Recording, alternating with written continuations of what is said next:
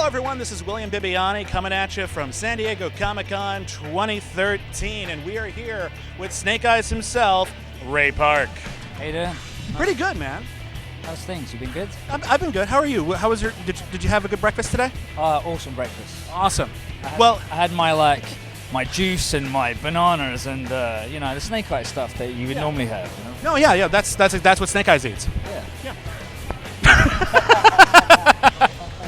There was this wonderful period in the late 90s in particular where it seemed like you were in every cool movie. You were Darth Maul. You were the Headless Horseman. You were Toad. And then now you're Snake-Eyes. You are basically, if you need someone to be badass and backflip and not necessarily talk a lot, you're very physical. Is that what people, is that the selling point of Ray Park? Is that just like, I got this?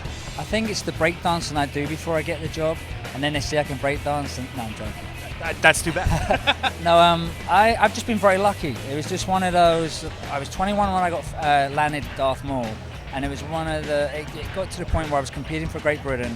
I was competing in wushu, and my whole goal as a kid, I got into martial arts because of Star Wars and G.I. Joe and Batman and Thundercats, and then.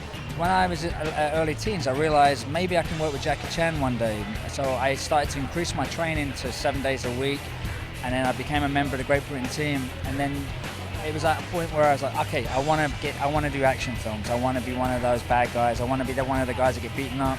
And then I was very lucky to land like a stunt utility role in Mortal Kombat Annihilation, and I was doubling for Raiden.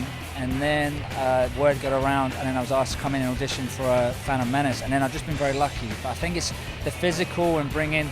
My body speaks more than my mouth does sometimes. Your mouth speaks very well. Thank you. Thank you. Came out weird. But now you're playing Snake-Eyes, and again, a character who, by sort of definition, doesn't speak, and yet here you're kind of covered in a lot of like armor and everything. Is that restrictive for you at all? You know, I like a good challenge. It's it was a lot easier to move in some ways than the first costume, but when I landed the first G.I. Joe movie, I'd never done anything like that before where I had to wear a costume like that, so it was a whole new challenge. But it was a great challenge. I really enjoyed the whole, like, testing myself, testing my mental approach, and my martial art training really paid off with that. And it was really nice just to think and be at one with myself when I was inside the suit. And with the second movie, I liked the look of it. I liked how it felt. And there's little challenges, but then that added to the character. It added to, because you want to take away a little bit of me and be more what I'm trying to portray. So it really added to it. It's a very different suit. In the first one, it's more of a sculpted muscle. They even put lips on the mask, and now it's a lot more sleek, a bit more segmented. Do you have a preference? Was one of them more comfortable? Was one of them more functional? They both had their pros, but going on more recent, I love the look. But I never got a chance to just look at myself like through the lens as what Snake looked like. So now the movie's out and I see it, I really, really appreciate how it looks, and it looks fantastic. And putting it on every day, you felt like you were getting ready for battle. Like you were getting you were armored up. You felt like Snake-Eyes. It wasn't so much of. It was a different feeling for the first movie, but it was a whole new experience for me. But this one, I really enjoyed. I was able to sort of breathe a little bit better, and still, you've got to get back to basic training of focusing and really meditating, and it really adds to the character, I hope. Snake-Eyes, I think, is everyone's favorite character. God knows he's mine.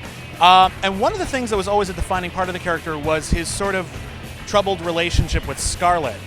And there was like one moment in the first film where you're in like a meeting room or anything like that, and she's kind of draped on you. Was that like, were you like hinting at that or anything like that? Because it didn't end up playing throughout the film. She ended up with Marlon Wayans. Yeah. As a fan of G.I. Joe growing up, I was hoping to I was hoping for Snake to have a love interest and stuff, to be true to the comics. But I understand where it went with that, and Snake is a big brother. I see Snake. He's there. He's a big uncle, a big brother. He's there. He's always there for you. He's going to help. He's going to be there for any of his friends and teammates. And even though he's not around, he's going to be there. You can always count on Snake-Eyes. Are you going to be there for G.I. Joe 3? I want to be. I would love to be. I will do many backflips to be there.